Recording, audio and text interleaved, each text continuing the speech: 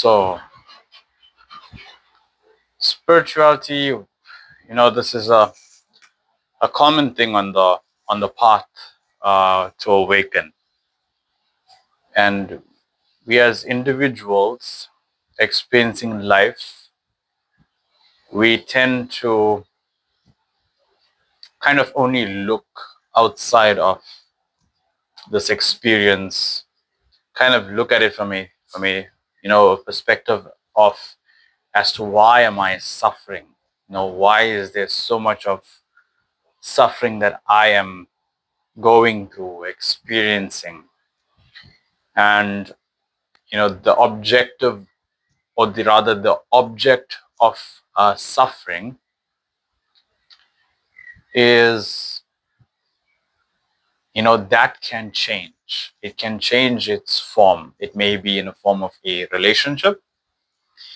It may be in a form of maybe failing in a certain life aspect or a certain goal. It can also be from, you have all the money in the world and yet you still suffer. It could be anything basically. But the question only arises, and seeking truly starts once one comes to the understanding of there is this suffering and I need to kind of get myself out of it because it may be too overwhelming for you to kind of go through, or kind of, endure through that process of life. Now, the spiritual part has, you could say, two approaches as to how one actually, goes in that direction. One direction is, I as an individual have achieved everything in life. I have experienced everything that I wanted to experience. Everything that anyone my age could ever want, I have attained. And then that individual comes to a certain turning point in his life where a question arises, is this all that is there? And then the seeking actually truly starts, because the inevitability of death may have not crossed that individual's mind.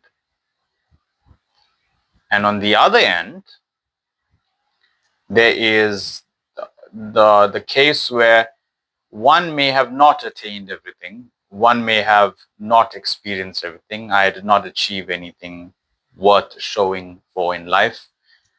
I have gone through so much of suffering because of a specific type of objective like we discussed just now.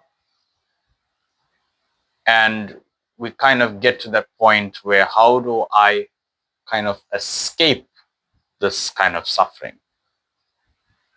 So one middle way, we like to take a middle path with regards to this, not allowing to kind of resist what is happening, how life is kind of flowing, but kind of take the middle path towards becoming free from suffering, because the resistance itself, even the question that comes up in the mind, right?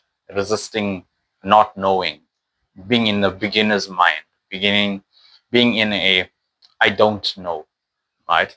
And that can be a good turning point for an individual, realizing that, if I fall on either two sides of these spectrums, what I truly know, and you got to be kind of honest with yourself, what do I truly know? Because everything that I say I know, whether this may be a wall, it may be a microphone, it may be a t-shirt, it may be light. These are all names, basically. We've been given names of things that had no names to begin with, that were created, by man. There were no labels written anywhere. We all created this. We've created definitions, meanings, in terms of the functionality of how things kind of work. even using language to describe that. Language is also created as well. So realizing what do we really know, right? Trying to take into the path where we come to that beginner's mind of not knowing. And from that space, if we have a very strong desire to know, it can be developed through maybe listening to a spiritual talk or listening to a spiritual teacher. That's also possible. But understanding that even though I may listen, I may still not know, because the intention is kind of being translated into a sound. Sound is being kind of heard across the screen. Then the mind kind of takes that, gives it a meaning and says, this is what it means. So, you can kind of continuously go on this endless outward search. It's only when the external is kind of dropped, the external kind of pursuit of trying to escape what is there right now. And if you're going through a lot of suffering, specifically if it's a mental type of suffering, a little physical distance from whatever the objective or the object rather is, and being in a little isolation and then sitting with the feelings, sitting with the emotions, sitting with the thoughts, and not simply fighting them, getting involved into the story, into the drama, just allowing it to be as it is, right? And awakening, kind of a little surrender process can happen from that, then can kind of free and elevate one from the suffering itself. If you're obviously experiencing physical pain, then there's the medical field, and this is mostly for 90% of the population that's experiencing suffering that is created by themselves. And there's some spiritual teachers say there is no problems, and to the mind, when it first hears that, it'd be like, how is there kind of no problems? There is no problems is because the mind is kind of resisting what is. Like, I have a problem, now I need to do something about the problem. It comes from a perspective of the ego wanting to control, wanting things to be in a specific way that the mind thinks that life should actually be, So simply just allowing, being present, observing that, within yourself, whatever arises passes away. We have good events that come in our life, then we have bad events, but not really trying to cling or hold on to anything. So even in the mind is, doing its own thing. We don't want to really kind of grasp, understand, try to figure out, try to approach it from the mind's perspective. The mind can never really kind of know. It can attach to beliefs, and the beliefs can kind of give us comfort, but it is always the truth that sets us free. Knowing what we are, knowing that we are not the mind, knowing that we are not this character that we are. And to one individual, who has not experienced directly for themselves who they are beyond the body and mind, these words that are being uttered must not become in a belief system. It's not a belief. It is not coming from that space of this is what it is and you must accept it. This is more of, here is something. It is the responsibility of the person that is kind of receiving to kind of put into practice and find out for him or her, whoever you are. Find out for yourself. Find out if there is some truth in that there. And then, if there's a little kind of opening space within yourself, to simply allow yourself to sit in that and kind of see if There is something that is alive, something that's always there, always present. We hear about being and consciousness and, awareness and things like that. These are just terminologies. But these are terminologies, and the reason why the spiritual teachers kind of use these words is to kind of point you, basically. So if you're kind of walking in a direction and you're trying to get to somewhere, metaphorically speaking, there's kind of nowhere to get. But if you're trying to walk in a direction, the spiritual teacher tells you, not yours, try here. So the focus is kind of, trying to turn you inward so that you kind of see where the source of your experience actually is. And, for awakening to happen, right, one must be willing to do everything in their power, everything in their will to find out.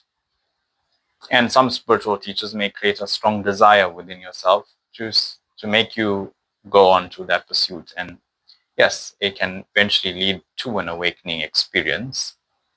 And how awakening actually kind of frees you from the suffering, which is the solution in today's modern age, was kind of always the solution.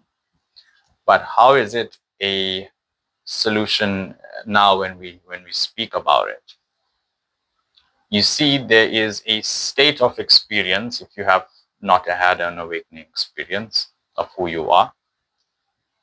I'm experiencing myself as me being separate from everything. So the moment there's the separateness, that this is not me, this is not me, this is not me, there's bound to be suffering, because duality itself is suffering. The world that we live in is suffering. The Buddha say life is suffering, basically. Say something along those lines. So the transcendentalism that actually takes place within one's experience comes from, from that pursuit of wanting to really know. And I want to highlight something very important. So how do I, as an individual, know that I don't know? So how you do this is, if I don't really have an object right here, but you can imagine an object. So if I have an apple, right, that's in my palm, I only know that it's an apple because of the knowledge that I've been given about that. I have learned it from someone. And if you go back, the person who taught you that, they also learned it from someone. And it goes back all the way to the first person who didn't know what it was. So they kind of created a definition and name. So basically, you don't really know what that actual object is, but you know information that has been created, which is not true, about the object itself. So if you look at a tree, for instance, this is how it happened for me. I looked at a tree and I went through that process. And after going through that process, my mind got fixated on the tree. So I couldn't, even if I wanted to, move my mind off the tree, move my eyes off the tree. My mind, whole body and being was just fixated on the tree itself. It just couldn't move out of the way, because it doesn't know what that is. And the mind always wants to kind of know. So that's how you kind of put the mind in a I don't know mind. And that's how you kind of know. And in that, there is, you can kind of flip it as to I don't know who I am.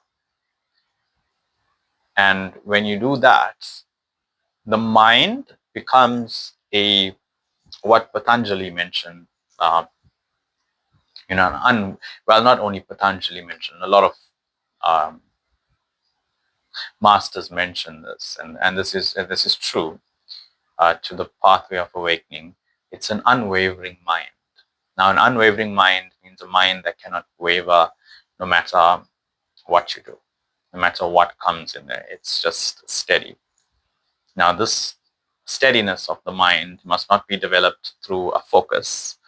Um, you can remove your focus off anytime. It needs to be from a deeper level, like what I just explained. And from there, knowing that I just know words, those words are just sounds. And those sounds mean nothing. So I don't know who I am. And, a deeper realization set within myself. I don't know who I am. And if I continue living, I'm going to not know who I am, and I'm going to die not knowing anything. Forget about who I am. I don't know anything. And in that, it kind of disturbs the whirlpool of the mind. It kind of disturbs the you character, the you pattern. The pattern, which I mean in this case, I've spoken of it in another video, where